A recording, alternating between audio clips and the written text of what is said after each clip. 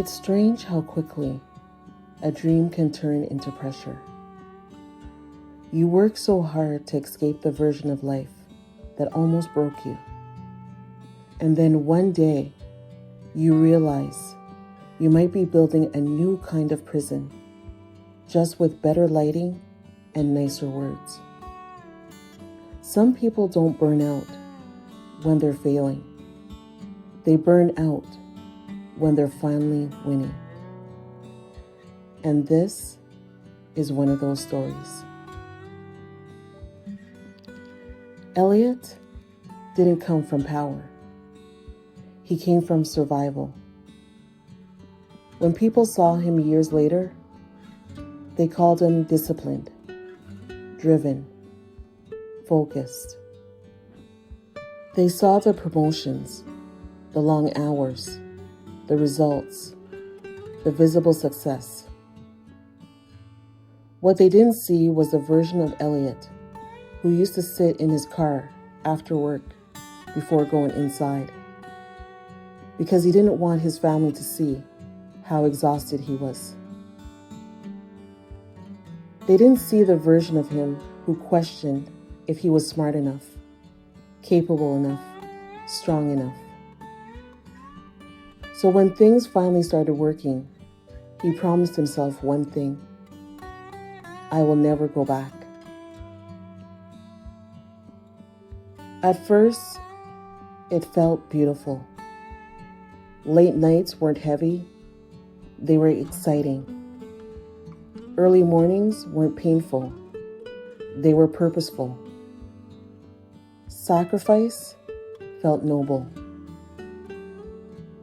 He wore exhaustion like proof.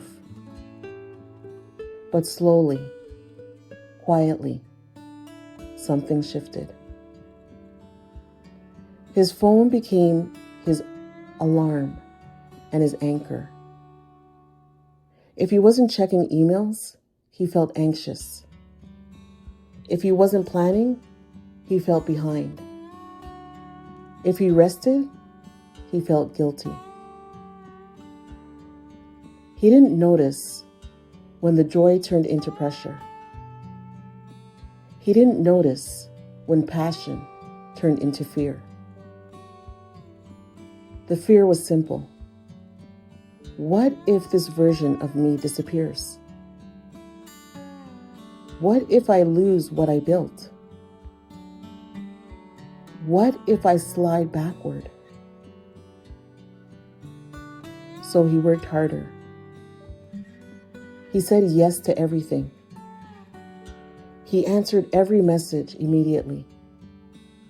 He pushed through every moment of exhaustion. He didn't believe in tired anymore, only in discipline. But discipline without rest becomes self-destruction. He started waking up already fatigued. Small mistakes felt like disasters. Criticism felt unbearable. He wasn't chasing success anymore. He was running from failure. And one night, something broke. Not loudly, not dramatically. He just sat on the edge of his bed and stared at his hands. They were shaking. His chest felt tight. His mind felt loud. And suddenly he realized something scary. The life he had worked so hard for had become the thing that was hurting him. He didn't talk to anyone about it. He told himself he was being dramatic, ungrateful, weak. But the breaking point didn't come from failure. It came from silence. One Sunday afternoon, he missed a call from his mother because he was working. She texted him, "Are you okay?" You haven't sounded like yourself in a while." He stared at that message for a long time. And for the first time in years, he didn't have an answer. That night, he didn't open his laptop. He sat on his couch and just breathed. At first, the stillness felt terrifying, like something was wrong, like he was wasting time. But slowly, very slowly, he felt something he hadn't felt in a long time. Peace. Not accomplishment, not productivity, not progress, just peace. The next day, he did something that would have terrified the old version of him. He said no. No to an extra project. No to a last-minute request. No to working through lunch. And the world didn't collapse. No one took his title. No one erased his progress. No one replaced him. Instead, something strange happened. He started feeling human again. He started sleeping through the night. He started eating without rushing. He started laughing again at small things. That's when it hit him. Power wasn't never stopping. Power wasn't proving himself forever. Power was knowing when to step back and still believing in himself. He didn't lose his ambition.